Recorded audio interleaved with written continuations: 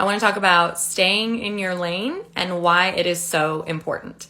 It's really easy in life, especially when you're dealing with somebody you care about, somebody who's close to you, somebody who has a big impact on your life, to hop over into their lane and want to manage how they're feeling, what they're thinking, tell them all these things you think about their life. And if they only did this, then your life would be better.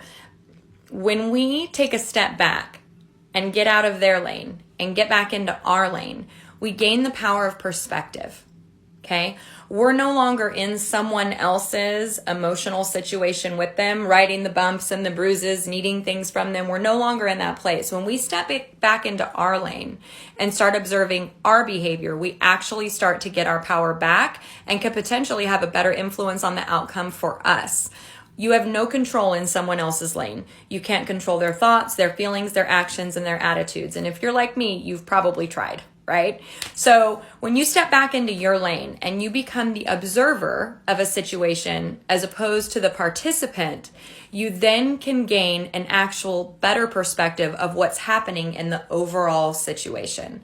So stepping back into your lane might look like no longer giving unsolicited advice, no longer giving unsolicited feedback for a while, just really sitting still and observing and watching.